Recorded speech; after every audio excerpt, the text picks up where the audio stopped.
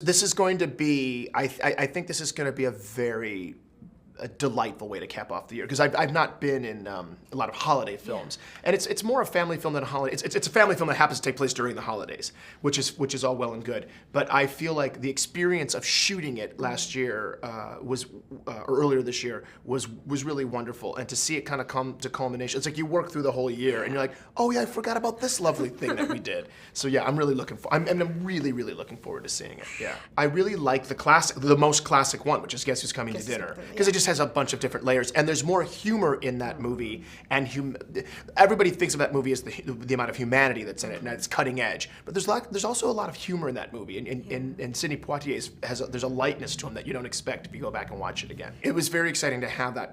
It's a very immediate intimacy that you have with a group of people, but more than anyone with James. And James and I are very different people. He's very kind of thoughtful. He's very much like Jordan. He's very kind of thoughtful and quiet, and leads a pretty considered life.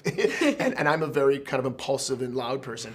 But we really clicked. We really clicked. It was lovely. We did break a couple of bottles. You know, we had that little wrestling match in the closet in the pantry. We had a couple of bottles break, but I mean, they made it into the film. Yeah. So those bottles should be proud. There'd be scenes where we would have to turn around on the other actors again, because everybody was pretty adept at improvising, and were given the freedom to do it. So sometimes you'd bring a new element to a scene, they'd respond to the new element, which would lead to another element, and then all of a sudden John's like, all right, so we've just rewritten the scene, so let's turn back around and get all the responses. It's really, but it gives you this sense of freedom that you're not expecting all the time. And as long as the plot points were there, he would pretty much let us roam. He'd give us a really wide berth. The fun challenge is maintaining the character for 2 months, as opposed to with Jordan, it was always one and done. As soon as you're finished with the sketch, you're done. And you have to let that go, and you're not gonna look at that again until you're in the editing bay.